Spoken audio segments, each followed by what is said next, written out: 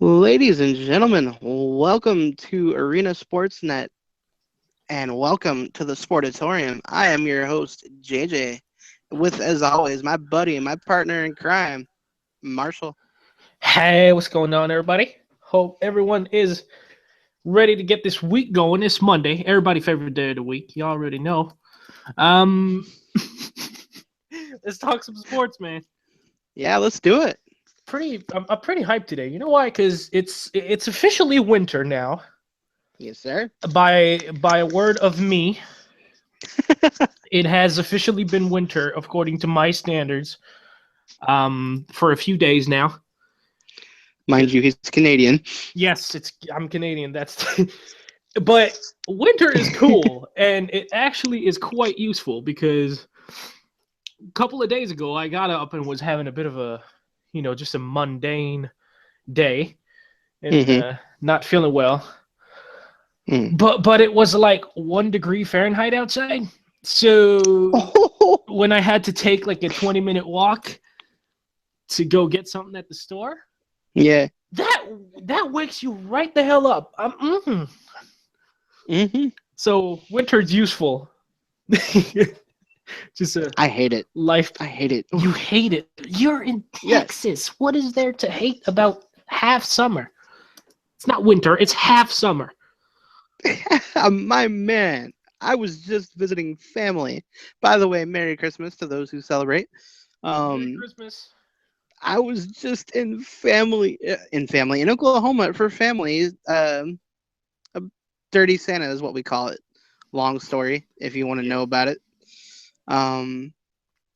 It was like 19 degrees Fahrenheit when I woke up. Man. It was. I woke up at 4 o'clock in the morning. I don't do well in the morning, so you got that, and then you got 19 degrees. With like just an inch and a half of snow. That's cute. No, there was no snow whatsoever. It started fall. Huh? I said, "Oh wow." It started falling on us as we got into Oklahoma, but it really wasn't much. But just I hate the cold. I felt like crap the whole day. I love the cold. I had to shovel for like 3 hours, and I felt like a freaking kid. The age difference right there. All right. No, but I mean, as Canadians, some of us anyway, as kids, we want to shovel and we like playing in the snow. So when you're all grown up and you have to shovel and play in the snow, it's kind of being a big kid. Yeah, I get it. Okay. So anyway, man, quick life parentheses. Let's get to the news. All right, big news coming on the NFL gridiron as the Patriots clinch the AFC East in a first-round bye. Oh, wow. I'm surprised. Not. I wonder how they cheated this time. Sorry, guys. Oh. I'm just kidding. Or am I? The Houston Texans bench Brock Osweiler. This dude must be doing something really bad. I don't understand that. You could say the Osweiler is in the doghouse. Wow.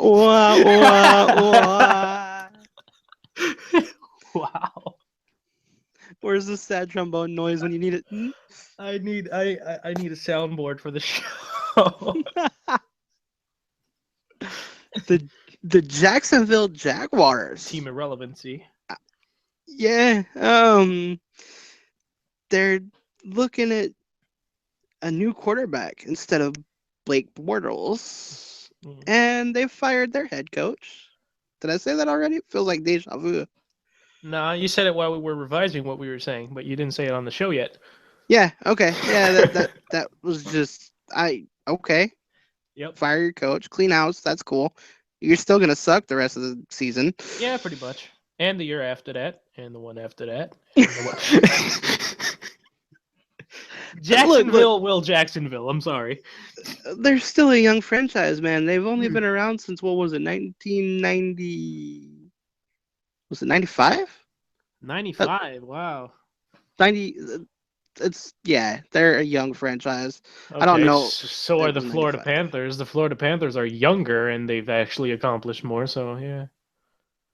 Okay. Well, we're not gonna slander the freaking Jaguars. Not slander. I am telling the truth. That's for another day. We got other news we got to do. The New York Giants Yeah. are being investigated Team awesome. for walkie-talkies against my Cowboys. Oh no. That's an interesting issue in itself. There. For Um, walkie-talkies. I don't even know the whole scoop behind it, so I can't judge. But that's like, really. I I mean, listen. I get that it's an offense that it's not allowed by the league. yeah. But I don't know what happened. But if their headset system wasn't working, then I don't blame them for using it. But it's still illegal. But I mean, you're not going to have the press box coaches do some freaking skywriting. So, And not to be on either side of the fence here, because it's our job to remain unbiased. Go Cowboys. If you guys are gonna have a problem with walkie-talkies or headsets of any kind, or anything like that, here's an idea. Why don't you guys just issue them to every team so they do have a backup option?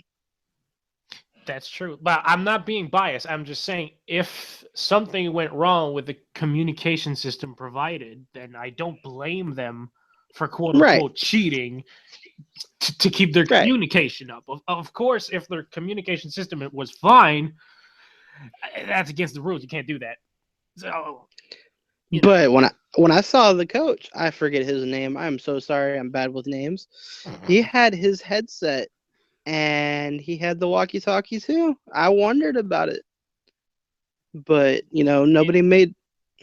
But it's cold in New York, so the headset could have been working as earmuffs. I don't. They could have been if they were broke. You want to talk about cold? 14 in Oklahoma. Come on now, Bruh. In other news, I'm sorry, but yeah, we got to move on. The Cowboys eke out another win. They are 12-2. They beat. Excuse me, they're 12 and Giants. Yeah, you know what? They're 12 and walkie-talkie. Okay. Okay. Cowboys eke out another win, 26-20. Mr. Ezekiel Elliott jumps in the kettle for the Salvation Army at the end of the end zone. It's a 4-foot jump, maybe 5 foot. Boy got hops. And get this. Should play basketball. Because he jumped, I think he did in college. I don't remember though. Because he jumped inside that kettle, he got a penalty for it. He almost got fined, and he voted, or he didn't vote. He tweeted that if he did get fined, which would have been a stupid move for PR, that he would match the fine amount and donate it to the Salvation Army for those who need it, for those who want to or can't celebrate Christmas but want to. Yeah. This kid leaps into this thing, right? Mhm. And he sparks the 61% increase in donations for the Salvation Army. Yeah. I think he inspired people. What was it? 18,000 or 118,000? I think it was by people around the world. Yeah. 61% increase, all because he dove in this freaking kettle. I mean, look. I get the penalty because according to the rule book, you can't involve others in your celebration and whatnot. Yeah, no props either.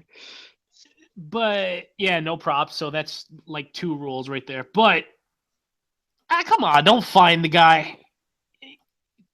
he did a good deed and cost his team in the process, but he did a good deed. Just don't find the guy. I think that's stupid.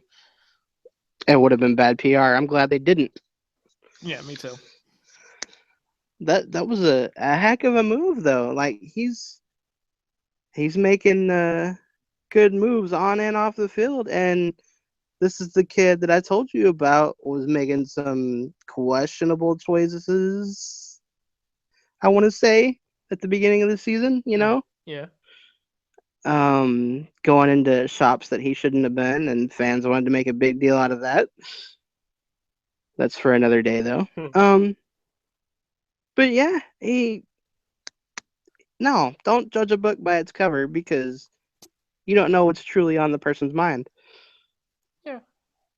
I mean, no, you're right. You're right. I I'd like to I see donate to him too. I'd like to see the rules lighten up a little bit on celebrations. No fun league. That's what they call it. But like, come on. That's part of the. I don't know what I'm. I can't find the word, but that's part of like the aura of scoring a touchdown. You get to do your celebration thing, and it is part of it. It just goes together. Yeah, so as long as it's not harming anyone, I think you should be allowed to do whatever the hell you want. If you want to do a gymnastics routine and you're not delaying the game, freaking do it. Jumping in a kettle is going to get you an unsportsmanlike penalty. Yeah. Really? Yeah. That's so weak. But on the plus side, yeah, he did get everybody encouraged or inspired, however you want to say it, to donate the money. So that's good. And he did. He didn't get fined, but he donated some money himself. There you go. Athletes using the power of their brand for some good stuff. I love it. Mm-hmm. I really do. Yep. Other than that, that's really it. I mean, the biggest thing that the Cowboys made the news with was the kettle jump. Yay. I think it's come on, like I said, I'm glad they didn't find the guy. That would have been stupid, but Very. I get the on-field penalty because the refs can't just ignore the rules for what he's trying to do. So. Oh no, true. It is what Very it is. true. Speaking of, there's a lot of rule talk. If you stay tuned for the NHL talk later, man, there's a lot of talking about the rules lately. A lot of people are breaking the rules and sparking some controversy. Cue the song "Breaking the Law." Let's not, because that's sweet, sweet copyright law. Not here. Not here, McFella. Not here, not at all. All right. Well, is that it for football altogether? That appears to be it. All right. Well, we will see you after the break. We will start the NBA report. Got a little bit of news. We're not going to get a lockout. Awesome. So we'll see you on the flip side of the break. You are listening to the Sportatorium on Arena Sportsnet. And we are back on the Arena Sportsnet. It is time for the hardwood. Lace up them J's. We're about to do the NBA report. San Antonio Spurs retired Tim Duncan's number 21 with one hell of a ceremony. The thing was almost an hour. Yes. Ah, man. That's good stuff. I really like Tim Duncan. Yeah? Yeah. Like people say he's boring.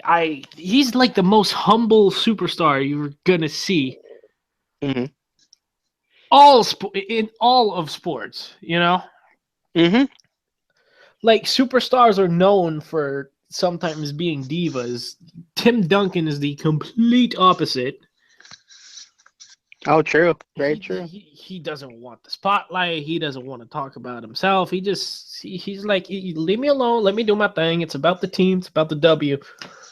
That's how he played his whole career, and he was never, ever a flashy player. Mr. Fundamental, as they called him. I really like Tim Duncan because it shows, in a day where you see Steph Curry do all sorts of shenanigans pulling up from 18 feet behind the 3-point line, and you see Kyrie Irving with those sick dribble moves that the kids try to do, and it's quite frankly hilarious because the basketball goes one way and the kid goes the other. But you see all these kids try to do all these flashy things, and then you look at Tim Duncan, just got his number retired. All he did was play basketball the right way his whole career, and he's, in my opinion, right up there with Kobe Bryant for the players of the generations for the 2000s. Yeah, and with all the things you just said, he brings to mind a quote that one of my favorite hockey players once said. Sometimes effort outworks or outlasts talent. Yeah. You know who said that? No, who was that? Brandon Morrow. Brandon, I like him. Brandon Morrow, too. Same type of player. Mm-hmm. Exactly. Nothing flashy, but he got the job done. Oh, boy, did he ever. We miss you, number 10. Yes. Yes, that's Sean Horkoff.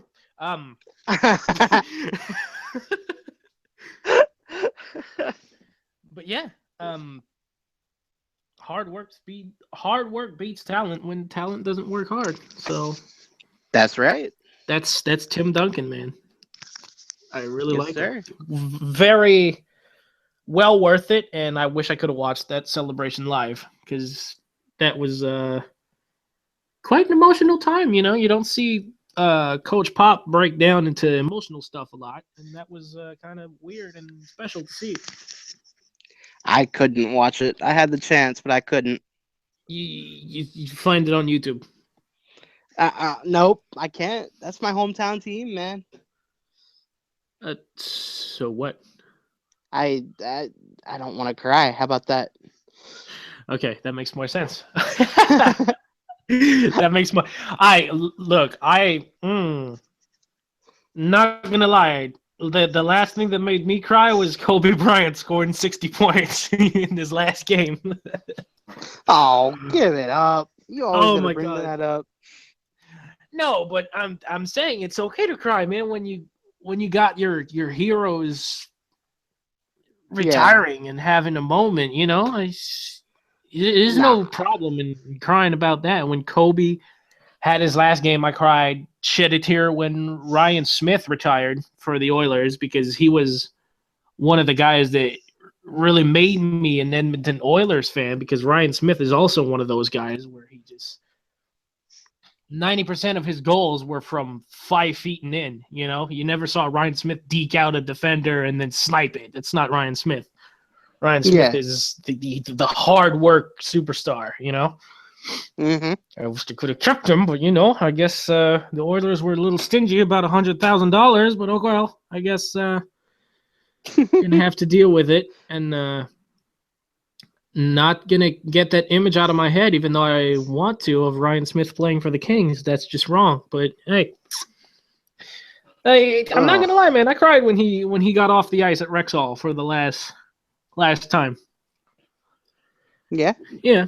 So, in other news, in today's greatness, not the retired greatness, the Eastern Conference Player of the Week for last week, DeMar DeRozan of the Toronto Raptors, averages throughout the week 31.5 points per game, 4.5 rebounds a game, 3.5 steals, on 60.5 field goal percentage. The Raptors were 3-1 last week. Ooh. Kobe, I'm saying, man, that guy reminds me of Kobe. He does. And I'm the biggest, this. I'm the biggest guy who's going to go, don't compare greatness to current players. They've done nothing. And I'm not comparing their greatness. I'm just comparing their games. They're really similar, and I really like DeMar. Yeah.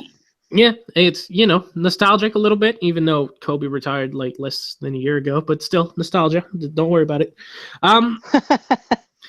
The Western Conference Player of the Week went out to, surprise, James Harden. He averaged throughout the week 27 points, 12.8 assists, and 9.8 rebounds. Wow. And 1 steal. They say Harden don't play any defense. I mean, 1 steal per game is not that bad. He had 2 triple-doubles last week. He now has 15 on his career, which is more. He has surpassed Hakeem Olajuwon for Rockets triple-doubles. Ooh. Yeah, so, I was kind of surprised when I read that. I was like, oh, word? He surpassed freaking Hakeem? Okay. Yeah. And the Rockets went 4-0 on his shoulders. So good stuff from James Harden. Wow. The All-Star Game voting started for the NHL, but All-Star Game voting is not open yet on the NBA, but they have revealed that the players and media will actually be 50% of the vote for All-Star starters this year. Basically, what's going to happen, the fans' votes will count for 50% of this situation. The current players, all current players will have a say. That will count for 25% of the vote, and there's going to be a media panel that will also count for 25% of the vote, still involving the fans, but involving the players and the media as well, because I think the NBA might be scared that we have a John Scott situation in the NBA. I'm just saying, last year John Scott of the NHL made the All-Star game, and it was probably the most controversial thing about last season. So NBA might be trying to avoid it. Which, I mean, it's still cool because 50% of the vote is still a pretty nice chunk. Yeah. So the fans still count. I would have hated the fan vote to go down to 25% or some shenaniganry like that. So I'm still happy that they involved the fans quite heavily on this situation. And we're not going to have a lockout. Yes. At least we're not supposed to. The NBA and NBPA. I always say it wrong. NBPA reached a tentative CBA agreement. They both have to agree on it. And did you read up on it? Did you have time? I did not have time, no. You did not have time. The main points of the deal include keeping the same basketball-related income share. It's going to fluctuate between 49 and 51% in the player's favor. So, keeping it pretty dead even. Good. Which, thank goodness, they found a number, because that is often what both sides struggle on for most leagues. So I'm pretty happy that they just said, screw it. Let's not change what we agreed upon earlier, Yeah. Increased maximum salaries for players. That is a pretty big deal, because I don't know if the cap's going to up that much, but the max contracts for the players will. So maybe less super teams. I don't know. That'd be nice. Basically, the projected max salary next season for a 10-year veteran, like a player that has 10 years of service in the league, the projected max salary for that player is $36 million a year. Good Lord. Yeah, it's a lot of money, but you'll see. The limit for years is still at 5. NHL, are you listening? Those 8-year contracts, it's still a 5-year limit.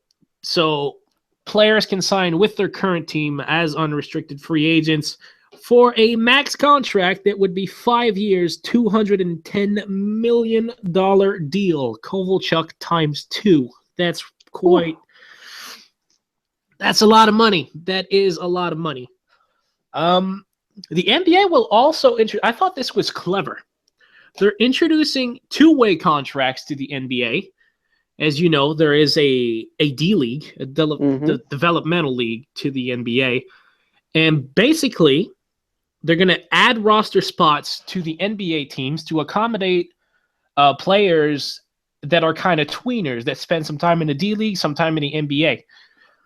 And those contracts will be structured that the players will actually be paid more money when they play in the D League than they are playing in the NBA.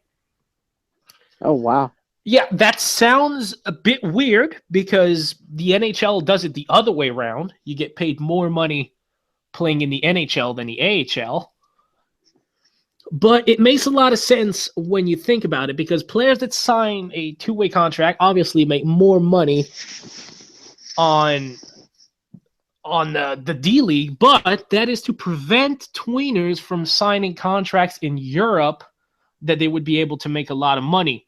So, you know, the NBA protecting its not its rights, but it's trying to keep its current players in North America, you know, because if they go to Europe, then it's not good. You know, you're losing on players. So I think that's cool. Do you have anything on that? Yeah. I mean, I really wouldn't want.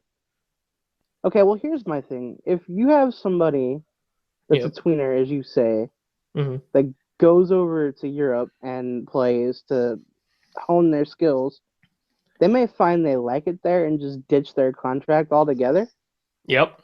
In my opinion, I don't know if that's a thing, but it could be. Well, if they sign a contract in Europe, that means they're free agents in the NBA, but they can't sign with an NBA team because they're signed. Yeah. So, I mean, I like that the NBA is protecting their assets like that. Yeah. We'll go ahead and call them assets, you know, because they belong. That's what they are. Let's be honest. That everybody's protected in that way because, you know, you can't have any defectors. And I call them defectors like it's some sort of crime, but, you know, it's good business for the NBA from what I see. It is best for business. Oh, Triple H, is that you? It's time to play the game. What can I say? Along with those two-way deals, the NBA is adding a designated veteran player exception to where a player with 10 or more years of experience in the league can sign a 6-year contract instead of the maximum 5 already allowed. There are more requirements. I don't have all the requirements here, but basically it's kind of like the MLB is trying to do. If you meet certain requirements, you qualify for the exception. So, I mean, that's cool. I don't know exactly who that helps, but I'm sure that if they have that in there, it's helpful to someone. So that's pretty much all I got to say on that. They will keep the one and done rule for college players, which means if you're going to college, well, no, it means you have to be 1 year out of high school before you can declare for the draft for the NBA.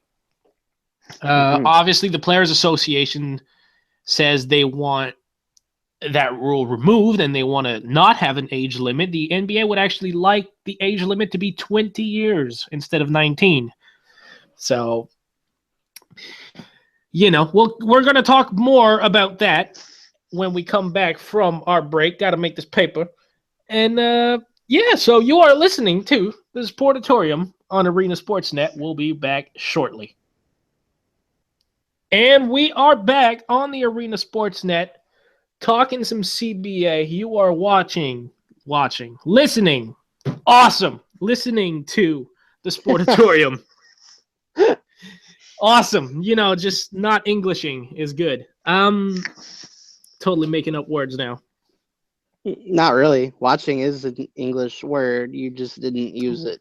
Yeah, but properly. Englishing is not a word. No, that is it? I'm No, smart, okay? Just trust me. Okay. So we're talking CBA. The design veteran player rule, we went over that. The one and done rule stays the same. Now, the Players Association proposed a rule. They call the 0 and 2 instead of the one and done. Basically, if a player declares for the draft out of high school, they can be drafted. But if they're not drafted or if they don't declare, then they would go to college and they wouldn't be able to be drafted or declare for the draft until their junior season. So that's quite a twist right there from the Players Association. I'm guessing it's to kind of accommodate both sides, but so far in the deal that has not been applied. They just keep the old one and done rule, which is good.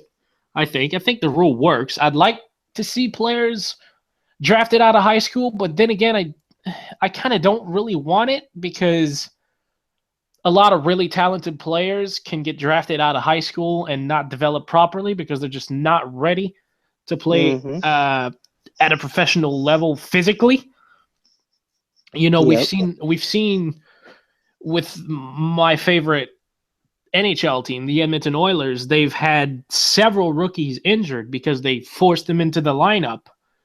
And that's just the kind of stuff that happens when you allow young players to join the league.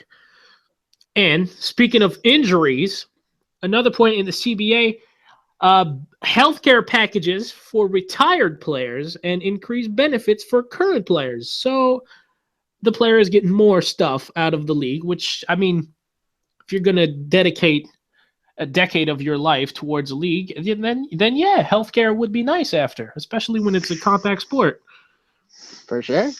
We've seen what happens to Derrick Rose. I'm sure he's pretty happy about that. Mm-hmm. And possibly my favorite out of those rules, those changes, shorter preseason.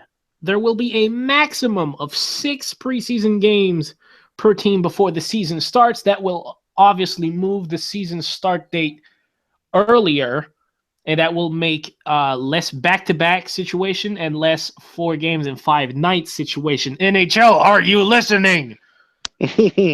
Why? We don't need 8 preseason games, dude.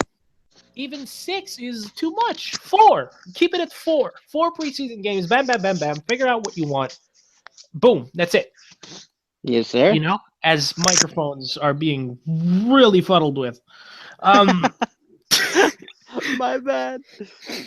Now, you might be saying the players are getting a lot right now, which you alluded to it when I said the max salary was $36 million. Wow. But consider this. Since 2011, the last NBA lockout, the average team value has gone up 240%. The players' salaries, 9%. Wow. So I side with the players on that. Get as much money as you can out of the league because their worth is just so much more than what it was a few years ago. So I'm not even opposed to the players asking for more because it's just fair. I'm not saying they should go up to ridiculous amounts, but only 9% when team value has gone up 240? That's, I don't know, man. Yeah, you have a point there. But see, the business side of me says, what about your high caliber players? There we go. There's the word. Getting that money and then deciding, oh no, we're done. We don't have to play anymore because we got the money we want. Then what happens? because, What do you mean? well, I mean, I've had, uh, we'll call them gut feelings about players getting paid, Okay. and some of them have actually proved to me that this happened. And then, they get a contract extension, they got their big money, and then they just fall off. I mean, it happens, but there's always the option of being bought out, so you can't suck that bad. Um, and I mean, it's to me, yes, that has some merit to it, but if the team agrees to the contract, then they also agree to the risk that the player might fall off. If you're going to give a player a 5-year deal when he's 30 years old, don't be surprised if he's not the same player when he's 34. That's not even that, though, because, with with more money comes the bigger ego. Let's be honest. Unless you're Tim And, Duncan. huh? Unless you're Tim Duncan. Yeah, unless you're Tim Duncan. God bless you. Mm-hmm. But not every player is like that either, No, that's true. They're going to say, oh, I got money. That's cool. That means I can just do what I want. Look at, I'm not going to call any names here, but look at other professional sports. People have done it. NFL has done it. NHL has done it, I'm sure. But, that to me, tossing around a whole bunch of money is very dangerous. It's okay. I understand the business risk of it, but at the same time, there's no NBA without the amazing action that we see. I think basketball is actually, even though I'm a hardcore hockey fan, I think basketball is probably the most beautiful sport after hockey. Like, not even after hockey. I think it's the most beautiful sport in the world, really. I think basketball is beautiful and it's fun to watch, and you're just not going to get the same level of entertainment without the players. So, Right. with that being said, if the value of what you're doing is going up 240%, yeah, the players should be paid much more than simply 9% increase. People like to say, oh, well, they're millionaires. They get paid millions and millions of dollars to play a kid's game, basically. Mm-hmm. Yes, that's very true. But at the same time, I don't think people understand that this really is a 24/7 job, because you cannot, under any circumstance, let your body and your shape drift at all. True. Because you have to sprint up and down the court. You can't get lazy. Even in the off season, when players are not playing, they still have to keep in shape. They're still working out. Actually, the off season for some players is when they work the most because they're trying to get better. Mm-hmm. So it is a 365 job, in my opinion. Yeah. And it's not because they're millionaires that they should be taken advantage of, in my opinion. Right. I'm not saying they're being taken advantage of. I'm just saying that, oh yeah, they're millionaires, so it's fine. The league can grow and grow and grow, and the players' contracts shouldn't be adjusted. But then those same people are the same people talking about it's not fair that that people in foreign countries get paid this ridiculously low wage. It's not fair. Yeah. You know what I'm saying? Because what they do for that ridiculously low wage is valued and actually has a lot of value to it. So I think if one is true, the other has to be true as well. Yeah, without a doubt. Do you get what I'm saying? Yeah, I do. I think it's fair that the players get a lot of money, as much money as they can get away with getting out of the deal. Honestly, I'm all for it. Yeah, they're the people down there in the hardwood doing the grunt work. So you do have a point there. The coaches should be making a pretty good penny. The management should be making a pretty penny too. But who's really doing the work? Yeah, I've never seen a coach go down with an ACL tear. Nah, and they do have a family to support. Yep. They do that the game of basketball. They play the game of basketball because that's what they were, in my mind, born to do. It's what they love. Yep. That's what they want to do to support themselves and their family. So, if you look at them from the agent standpoint as well, they're each their own individual business, Mm-hmm. and if their profit margin is staying in the green, that's good for them, and they'll want to work for you even more the more you pay them. So you do have a point there too. Mm-hmm. Everyone's got to eat, man. Yeah, everybody's got to eat, and having mulled all of it over, I think I would side with the players too. But that is still a very dangerous situation. Yeah, but again, that comes with that's the kind of risk. It's investing in any business is a risk. So This is true. Of course, it's going to be a risk to give a player $30-some million a year. But I mean, it worked out for the Lakers and Kobe. And it doesn't mean that, yeah, that's true. And it doesn't mean that they have to give them guaranteed money either. They can put incentives on it to make them perform better. So that's true. I'm not exactly sure how the contracts are structured in the NBA, but I'm pretty sure that's a thing.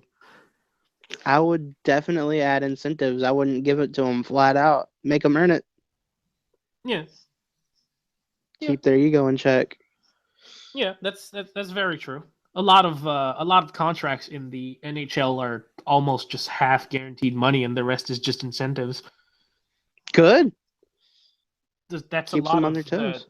That's a lot of the rookie contract. Their base salary is like a max of $925,000, I think, $925K, but they have like $3 million in incentives. So that's cool. It gives you a goal. Yeah, it does. Okay, well, that's all I got for the NBA. So. Yeah, we're getting closer to the main event where JJ is just boiling to take over here. Oh, God, yes, please.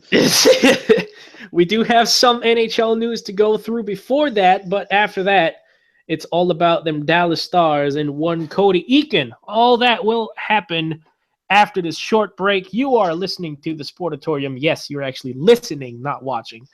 You're listening to the Sportatorium on Arena Sportsnet. And we are back on the Arena Sportsnet. You are listening to the Sportatorium.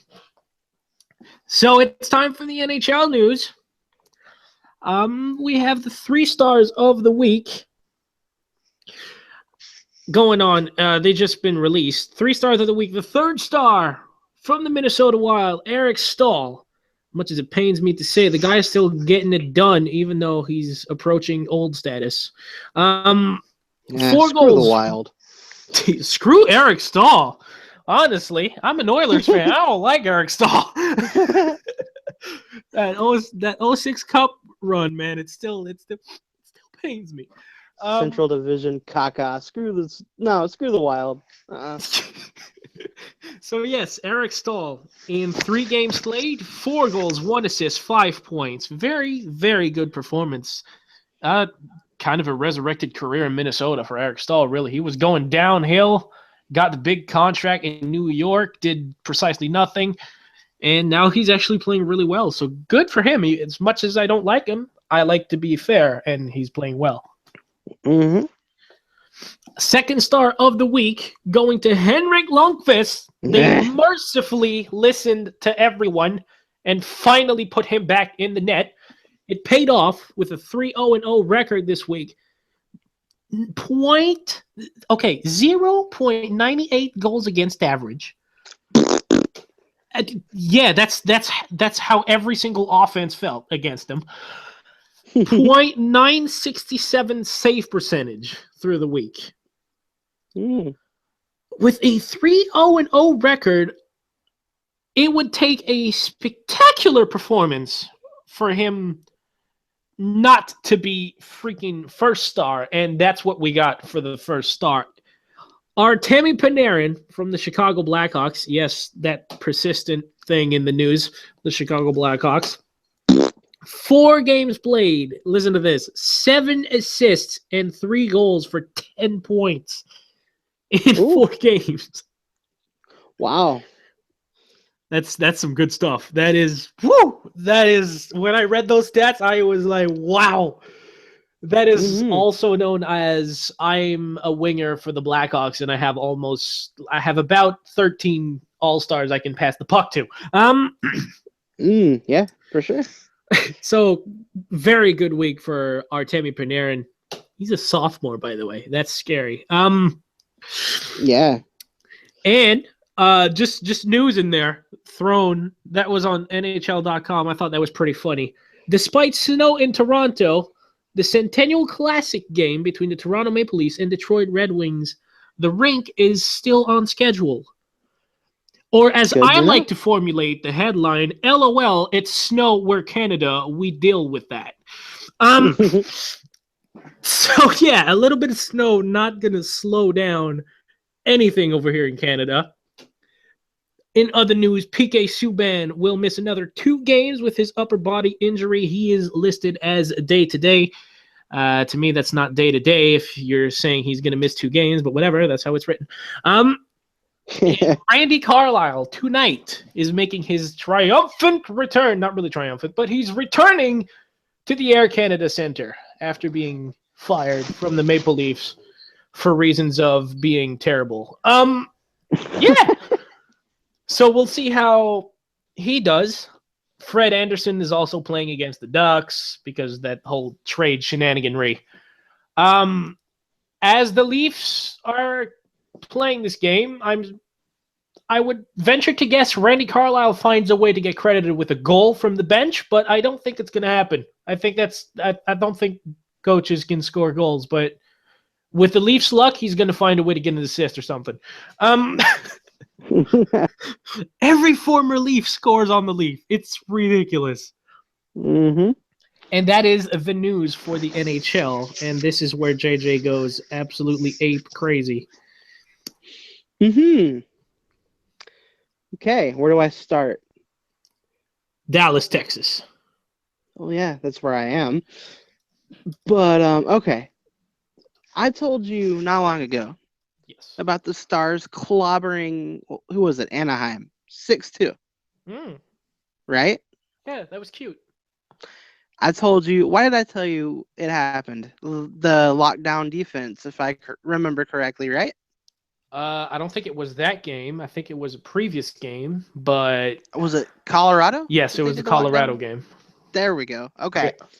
So, since then, the Colorado game, they, won one. They won that one. They lost that the next. And then they won against Anaheim. Well, as we all know, it broke my heart. They lost against the New York Rangers.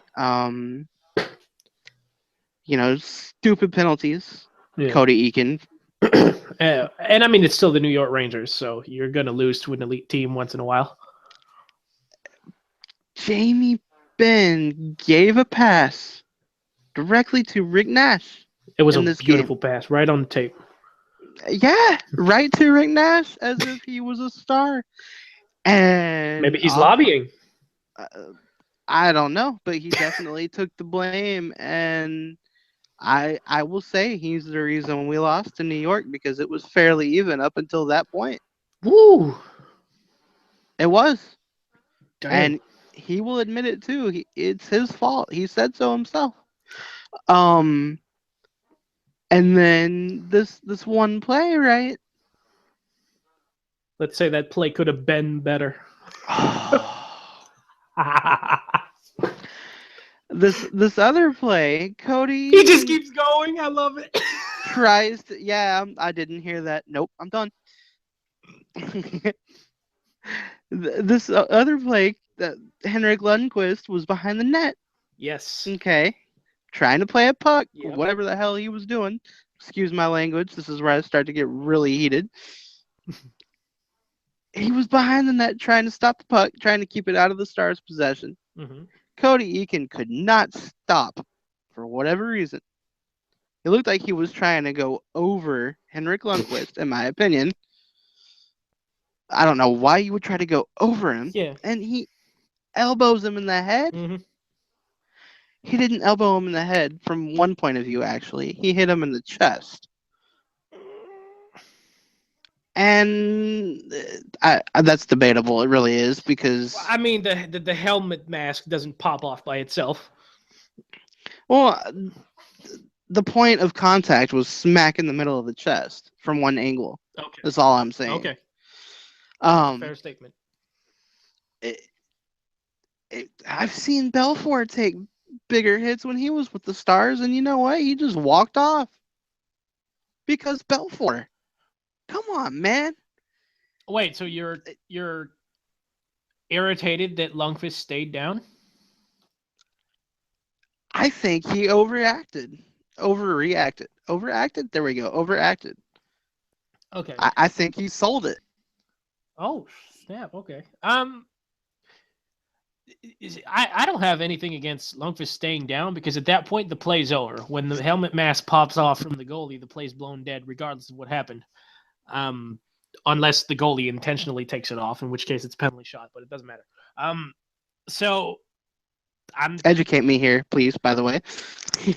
on the what exactly? Why did he get 4 games when that clearly was not meant to happen? Okay. If Cody Eakin wanted to bowl over him, he would have had a full head of steam from wherever he was going straight at him. Yeah. And just knocked him over. That's not what happened. Okay. I'd like to start this by saying I don't think it was a malicious act, and I don't think he meant to just Milan Lucic, Henrik Lundqvist. Okay, I don't think he meant to just go through the guy and destroy his life. No. However, if you leap into the air and contact with another player, that is charging. That, according to the rules, you get a... I'm going to do my best quoting here, but I don't have the rule right in front of me, but I think it says a minor or major penalty shall be imposed on a player who skates into and or jumps into an opponent in any manner. Mm-hmm. Now, he jumped into him. I think that's clear. That was clear from the play. He jumped into him. Can you vouch for me? What are you doing? I'm listening. Okay. He jumped into him. Now, was that intentional? No. But the intent of the player goes out of the window because it was reckless. When you do something that is reckless, you become responsible for the result of the play. That was reckless. People are saying that it was unavoidable, which is complete BS, in my opinion. No, it's not even. That's fact. It was avoidable. You're on skates. I've been on skates before. I've been a goalie before, and I've been a skater before. He could have slowed down and made that turn to avoid Henrik Lundqvist. He very obviously tried to jump in between Lundqvist and the boards to keep going with full head of steam because obviously he wanted the puck. What happened basically, Lundqvist saw the puck was being rung around the boards, went out to stop it behind his net because if he didn't, Eakin would have had the puck in the other corner. So Lundqvist stops the puck, gives it to his defenseman, sets a pick for his defenseman, and quite frankly paid a hefty price for it. You're just not allowed to do that. You have to protect the goalie. And if you don't try to turn away from the goalie, you're responsible. And if it was reckless, which it was, you're responsible for what happens, even if the head is not the principal point of contact. If you make contact with the head, you're deemed responsible because your act was reckless. Now go ahead. I'm curious though. Mm-hmm. One of the things they teach you in hockey is to always keep your head up, correct? Correct. Why? Why was friggin' Lundqvist sitting there behind the net like a statue when he saw Cody Eakin trying to avoid the contact? Okay? Mm-hmm. Why was Lundqvist sitting there with his head down? Why didn't he move the puck? Because, okay, this is where I come in, because he was setting a pick for his defenseman. A pick is when you put yourself in between the puck and the player you're trying to set a pick on, or you're putting yourself between open ice and the player, so the player has to go around you according to the rules because you can't run through the goalie. So that's what he was trying to do. And according to the rules, Cody Eakin should have slowed down, made the turn, gone in between Lundqvist and the net. He did not. He tried to sneak in between the boards and Lundqvist, and that did not go well. That's a penalty. That's a very smart play, I'd say, by Lundqvist, even though he got his head taken off. I think that's a very smart play by Lundqvist. You set a pick, you allow your defenseman that extra second. He can try to get aggressive and ended up plowing through Lundqvist. That's what happened. I don't think he tried to get aggressive. I think he was just trying to stop and he couldn't.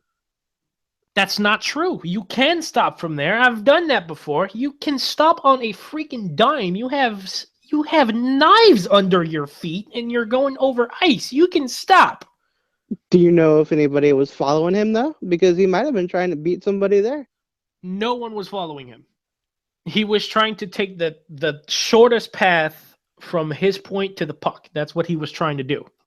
Which I understand the mentality, but it's illegal the way he did it.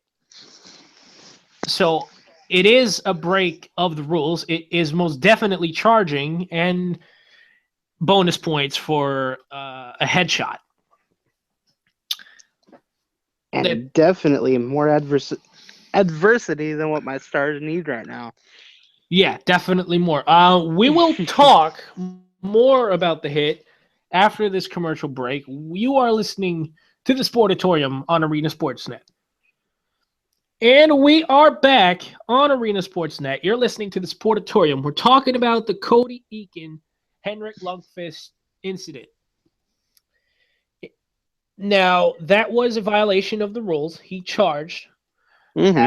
That was also a violation of the rule that states that the goalie is practically untouchable outside of his crease.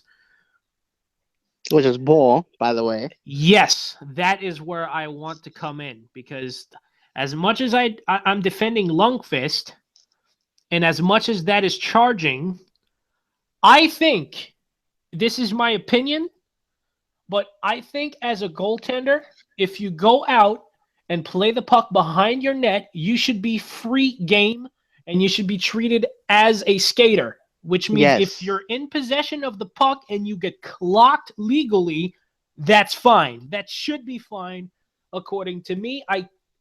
Even if I was a goalie, if you're going out to play the puck, it's just not fair that other players can't touch you. Exactly. You saw what happened when Patrick Waugh got cheeky and skated all the way up the ice with the puck. No one could touch him.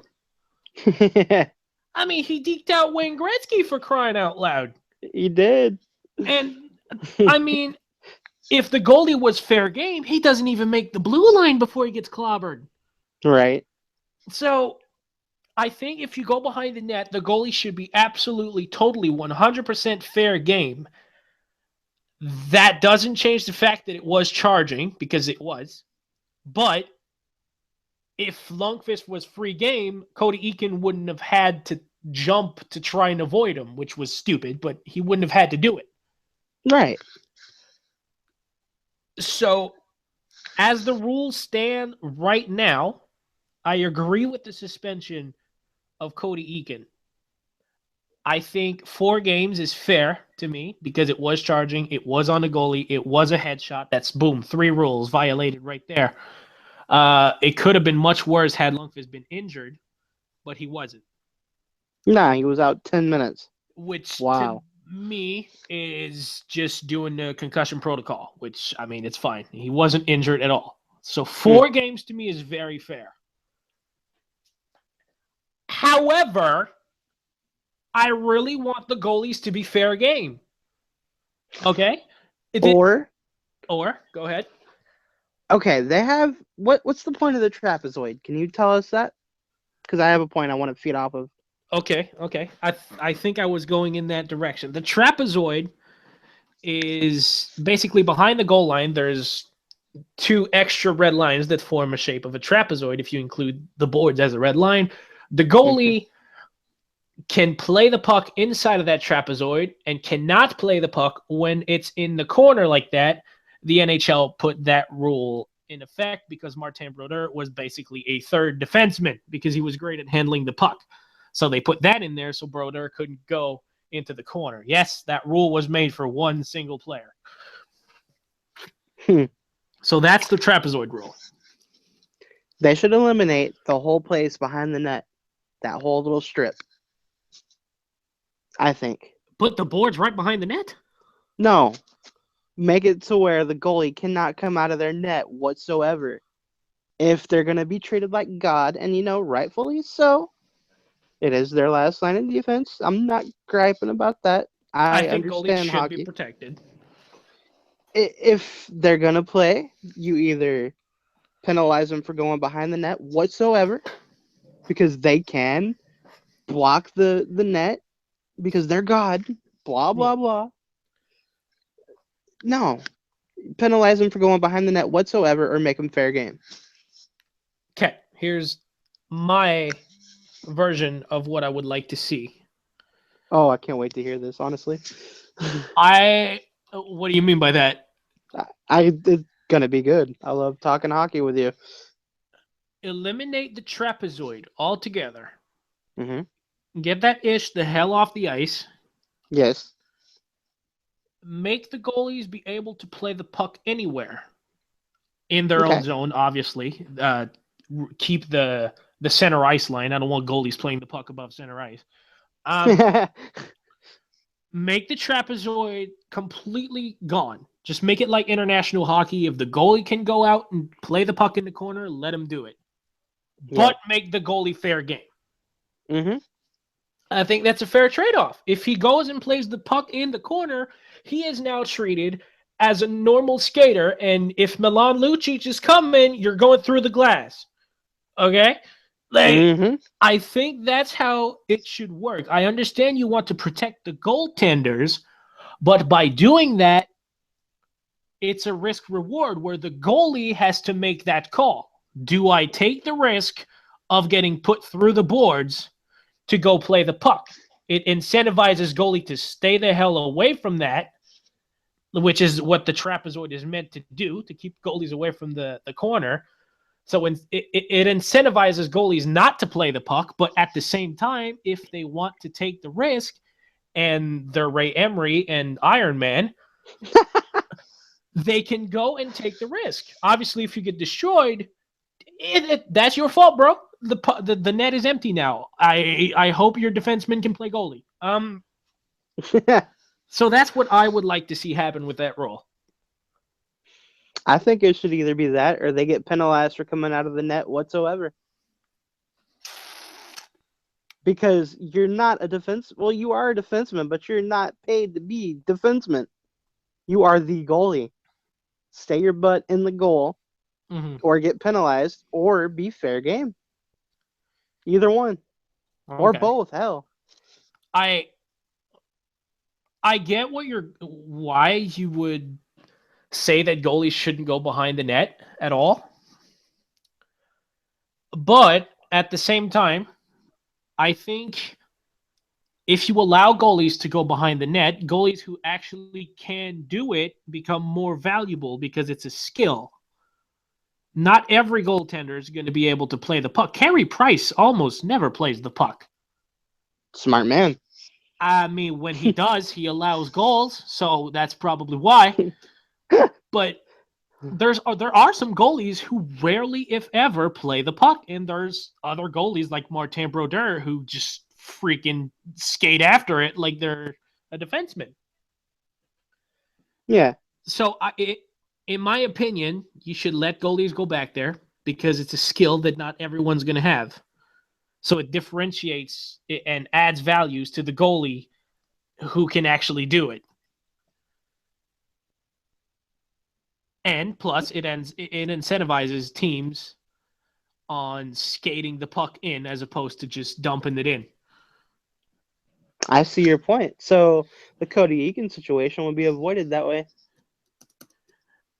In my opinion, the Cody Eakin situation, here's how it would have played out. The puck gets dumped in, goes around the boards. Henrik Lundqvist, let's assume he takes the risk, sees that he has to stop the puck because Eakin's going to get it uncontested. He goes ahead, stops the puck. He's free game. Cody Eakin destroys him legally. He just puts his shoulder right into Lundqvist's shoulder. Bam!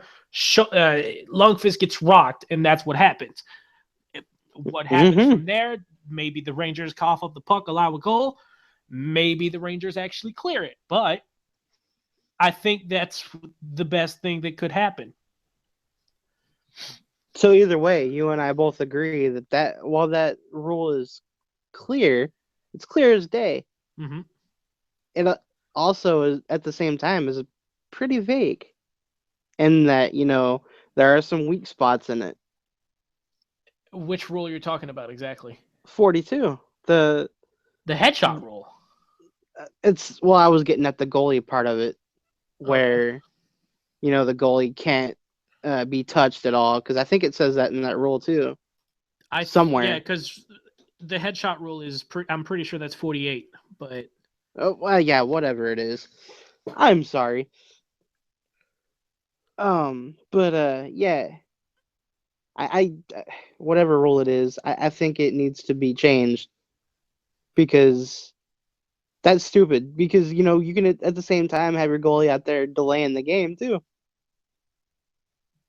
because he can't skate, or he can't be touched as he skates and whatnot. You know what I'm trying to say?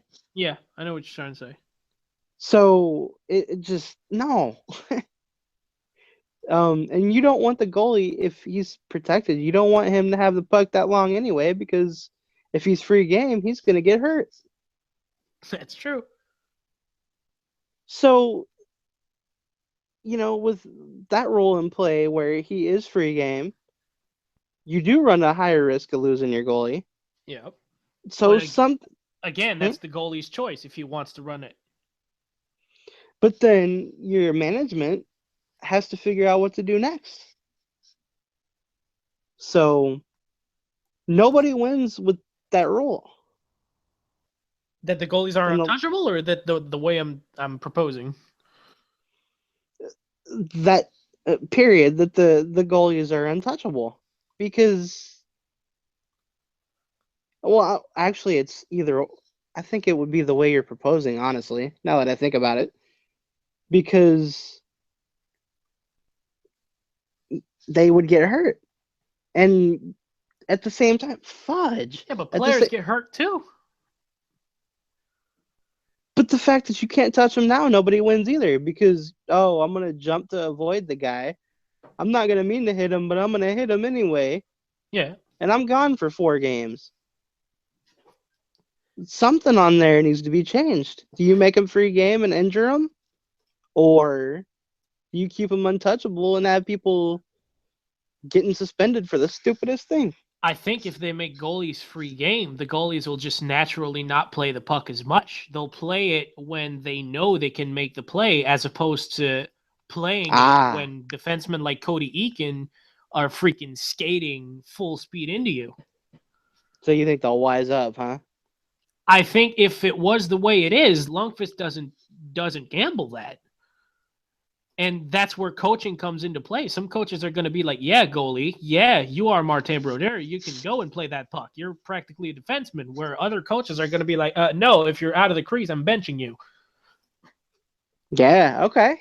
Okay. That's where I was a little confused. I think goalies will play the puck less often if they're fair game. Yeah.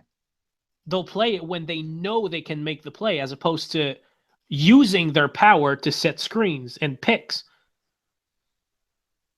You get what I'm saying? Mm-hmm. As opposed to standing behind the freaking net and forcing players to let up on the play, they're just not going to do it. They're going to go Yeah. behind the net when they know they can get the puck out there. Yeah. I would love to see that happen, honestly, now that I think about it. As we talk, it gets more and more clear that the way it would pan out. So, I mean, I don't know what it would take for them to change that rule either, but I think it's bull. Like, Cody Eakin didn't intentionally do that. And No, he didn't. I'll stand by what I said. Maybe he thought he couldn't stop. But again, if he thought he couldn't stop, he's an NHL player. He should know how to skate. And having been in that situation, you can make that turn. Yeah. So to me, that falls into reckless, and it is a violation of the rule as it stands right now. Does that make the Something rule there. right? I don't think so. But if you're going to have the rules written like this, then yeah, the suspension is right. But do they follow that rule to a T with everybody? Yeah, pretty much. Do they? Yeah. Okay. I have no argument there. But I really didn't anyway. But that's just part of what the what do I call this? I had the word earlier. That's just part of the crap the Stars have had to face this season. Stupid penalties, and somehow they're right in the middle of this wild card race. They're only like 4 points out of it, I believe. They're close. They're fighting. They're fighting. I can't believe it. Stupid penalties after stupid penalties, suspension after suspension, and they're still in the playoff race. Yeah, both suspensions, by the way, I think were fair. I wouldn't know. I don't. Yeah. So I'm not gonna get into that part, but I just. I think my final verdict on my final statement on the Cody Eakin situation, the suspension is right, but the rule isn't. I can agree with that because even he knows he did wrong. He said so in the post game interview. Mm-hmm. He fessed up, said it was his fault. He didn't mean to, but it just kind of happened that way. Mm-hmm. Hockey's a fast freaking sport, man. Yeah.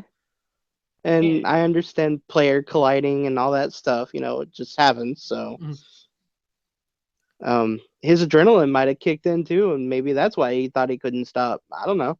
That's very possible because looking back at the play, he had ample time to stop. But I mean, adrenaline makes you do crazy stuff. Yeah, and that's when it falls into reckless. Yeah, that's true.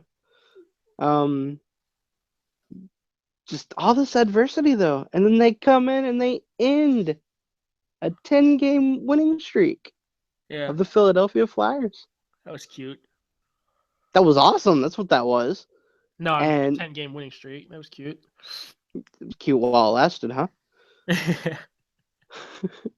They did exactly what I told you they could do versus the Avalanche. They played their defense, would not let them pass the blue line. Yep. And they just did their thing. And regardless of these stupid suspensions, when the Stars know their individual roles on the team, it's almost like they're remembering who they are. Yeah, I can see that. And I'm not saying they're a stellar team. They're not by any stretch. but it almost reminds me of them last year, finally getting together. Yeah. And I'm wondering what's going to happen. They have not yet put together a 2-game winning streak, except for at the very beginning of the season. Seriously, they haven't won back-to-back games since the. Oof. They have not won back-to-back games Ooh. in months. It's been since the beginning of the season. So, they play Tuesday. That'd be tomorrow. Yep. And then they play Friday, I believe. So, they have their chance. Confidence riding See what high. happens. Yeah, it's good stuff. All right. Well, speaking of good stuff, that was a very good topic. But now, it is time for the At Least You Tried award Yeah, buddy. for a lit performance. Lit. Yep. Not quite elite, though. Today, it goes out to the Minnesota Timberwolves of the NBA. It's Karl Anthony Towns. Woo! 41 points, 15 rebounds, and they still lost to Houston by a score of 111 to 109. Oh, 2 points. Yep. That's ridiculous, dude. How are you going to drop 41 points, 15 boards, and still lose? That is the definition of this segment, man. At least you tried, Karl Anthony. Man, you put the team on your back and you still lost. Yep. Team on my back, though. Oh my gosh, I feel bad for you, brother. Poor guy. Poor guy indeed. Story of his life here for the next few years while Minnesota's rebuilding, but they'll be a beast team, man, in a few years with Wiggins, and they'll do just fine. Just growing pains right now for Minnesota. Yeah, in a big way. Ouch. Yeah. All right. Well, that is going to be the end of the show for today, Monday, December, actually, 19th, 2016. Not March, December. That's going to be the end of the show. I hope you guys enjoyed it. You can watch it later. If you missed any part of it, you can watch it later on youtube.com. And yeah, that's it. Yes, sir. Well, you know what this means, though, right? Yes. We are shutting down the shop. Doors closing. Crowd's clearing out. If there was a crowd to begin with. Hi, guys. It's about time to get out of here, man. You ain't got to go home, but you got to get the heck out of here because we are. Let's be honest. Nobody likes an empty sportatorium. It does get kind of creepy. Wooden building. Oh, yeah. Cracking and popping like that in the winter. Hell yeah. Yeah. And the Texas one, no less, where 20 degrees freaks everybody out. Yeah. Okay, whatever. We've got 2 more shows coming at you guys this week. We do actually. Do we? I think I'm going to try to. Okay, well, we'll see. We got at least 1 more show coming at you before the Christmas holiday. Yep. So in the meantime, we hope you guys have a Merry Christmas for those who celebrate. We do. Eat lots of turkey, lots of ham, lots of whatever it is you eat. Stuff your face, big fella. January. Enjoy the family. Suck. Trying to lose all that weight. Enjoy the family. Don't forget the reason for the season. If you're a Christian, you know what I mean. So yeah, we are out of here. We love you guys. We thank you. And thank you, as always, Marshall, for being my co-host. You know it. And we will see you guys next time. Peace. Peace.